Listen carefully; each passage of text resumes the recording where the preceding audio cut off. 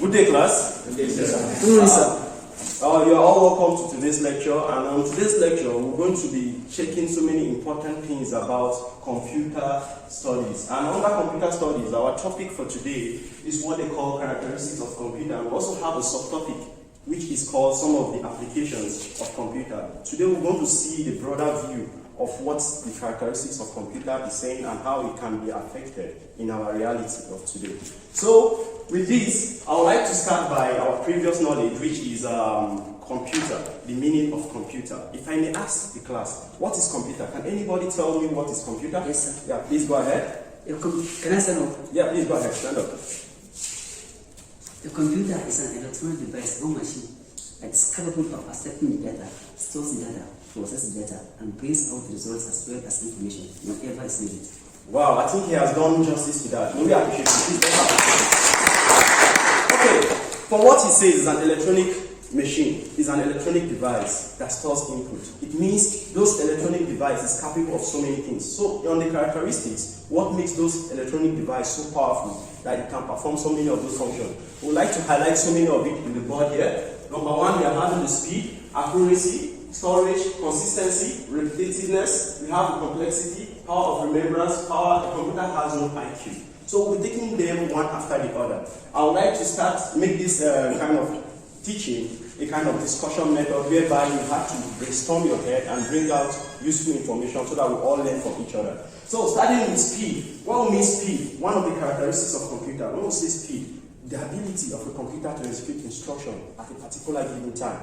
When an instruction is given, just the way the definition says, the input of information into the computer, it requires a maximum time for that instruction to be carried out. So now the speed, if computer has a greater speed than a manual typing or a manual work, it means the computer is more faster. It's an electronic machine that makes work faster. Then we'll talk about the accuracy. The accuracy means the level of carrying out instruction without making mistakes.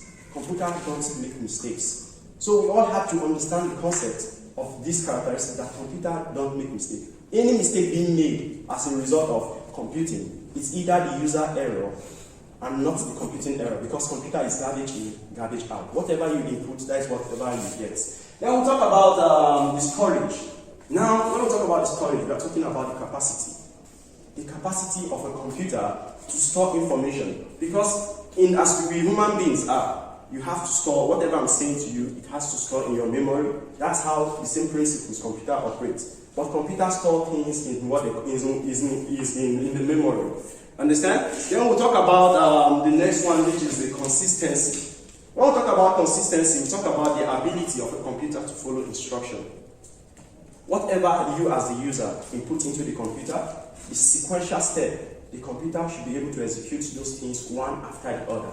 Then our next aspect is repetitiveness. And when we say repetitiveness, it has the ability to process a given number of code or a given number of data over a period of time.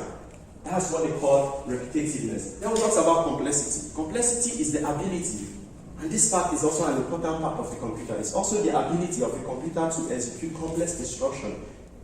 It may either take them one at a time, or it may take them at randomly. So computer executes tasks in a broader way, such that it executes the way human being can think, more than the way human being can think. Then the next aspect, we will talk about power of remembrance. You see, as we are now, if I have to ask you, what do I say as the speed of computer? So many of you would like to crack your brains, but computer have a sharp memory that it has the power to recall, or whatever you ask of it, it will give you back as what output. Then we'll talk about the last aspect. Computer has no IQ. When you talk of computer has no IQ, computer can't think on its own. Computer can't carry out instruction, if not for the modern technology that has input so many things that they call it AI, artificial intelligence. And even those artificial intelligence, they are a set of instruction being built by man that helps computer to carry out some of those instructions artificially. But computer, in the natural sense, has no what? Artificial intelligence. So with all these characteristics of computer, we should be able to know the desired functions of computer, how computer affect our society, and what makes computer so powerful that the whole world is so crazy about it. Looking so many into the example, you look at our phones. Our phones is a powerful tool. It's also a computer. We have what they call laptop, mainframe computer, supercomputer. There are so many computers with different functions. So now it now boils down to what they call applications of computer. Now, our today's subtopic will be talking more of the application. How can computer application affect the human society? How can it affect so many areas? Now you can see that so many applications is being developed by some programmers. Because computer is a programmable machine. You have to program the machine. So many of this application is developed to suit the needs of so many areas in the society. We talk of the Microsoft Word, we use it to type documents. We talk of the PowerPoint, we use it for presentation.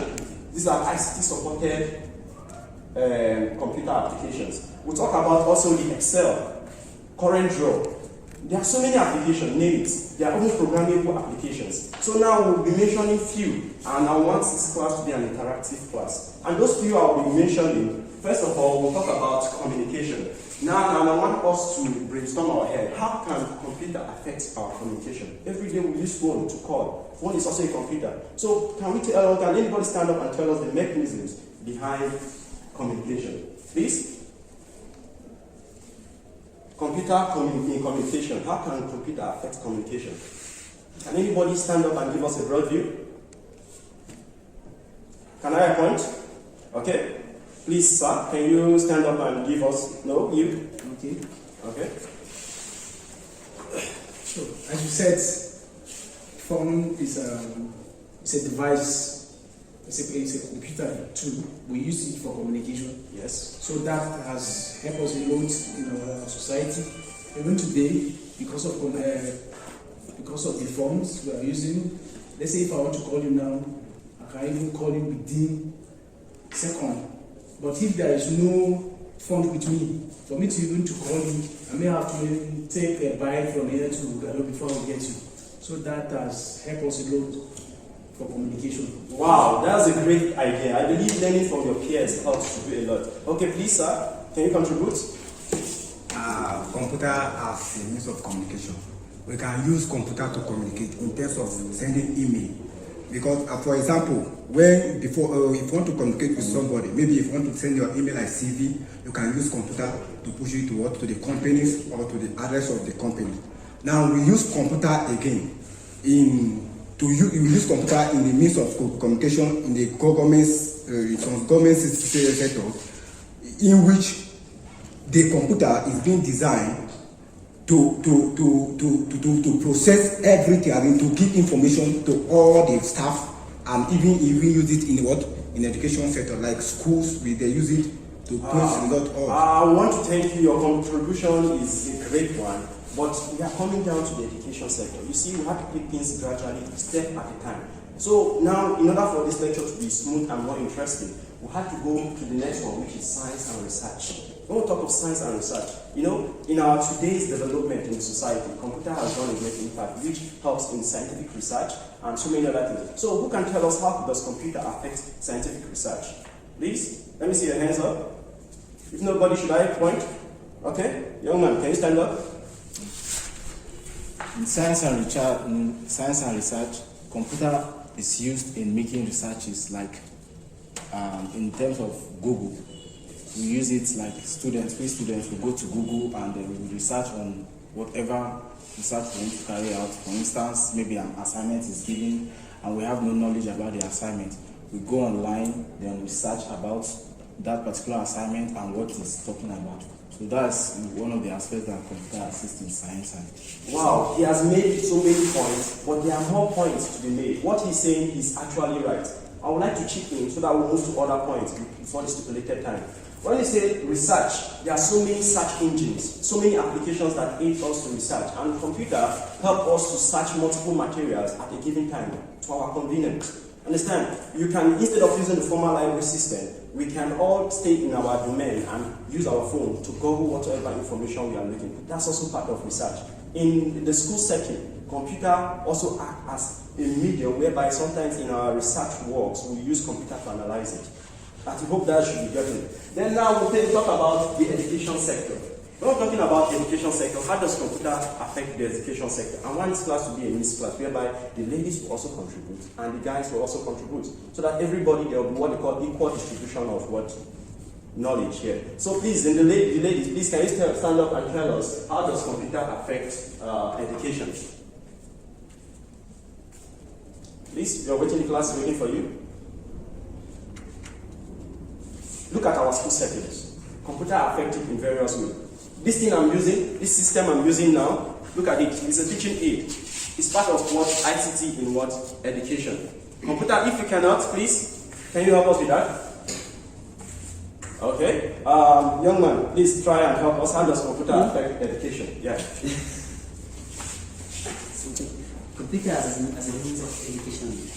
Computer it was designed purposely in order to educate people in one way or the other. Because, for instance, if you are looking for something that you don't even know, you can use your Google search to search whatever you don't know, and you can get something about it. Okay, that's a good one. Please, you're raising up your hand. Please, may we hear your own point of view? When we say application of computer in education, and nowadays we use computer to educate online. Yes. Like virtual online classes, like Google channels, and whatsoever. And we use computer to search for any information that we are required online. Whatever you are looking for nowadays, you can find it on Google and whatsoever. Okay, I think we've all heard a lot.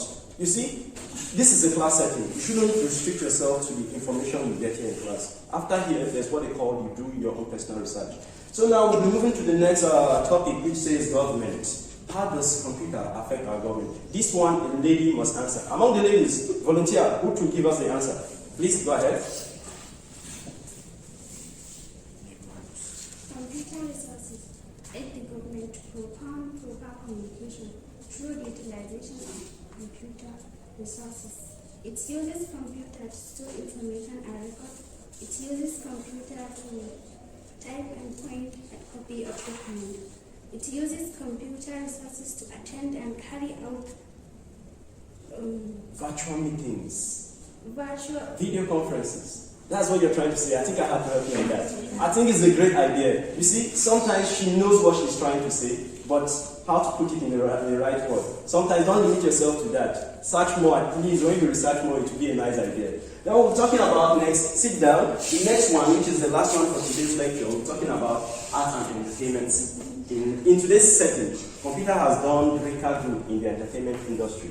Please, also, I would like a lady to highlight this point, because as if let the class be carried along. Please, can you tell us how does computer affect art and entertainment?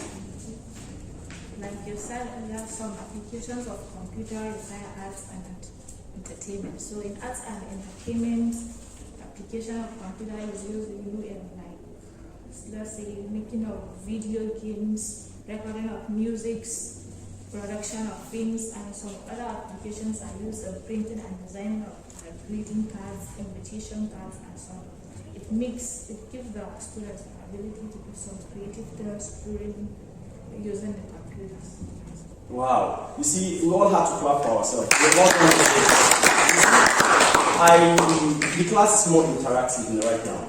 And I would like to summarize everything by saying this to all of us. You see, in the aspect where she just made mention of art and entertainment, you see, most of us, we listen to music. We don't bother to check how those music comes about. We watch films on our phones. That's the kind of personal PC we put it. We watch films. We don't care how does computer affect, how the production is. But all these things are being done by help of what? Applications. And those applications are done specifically from some specific areas. Like there are applications for communication, applications for science and research, applications for educational activities, applications for government, applications for art and education. With all these things we've said, I would like to conclude by saying that computer has done more good in the society than bad. And I would like let us not restrict our knowledge, because the subtopic is saying some applications of computer. It means there are more.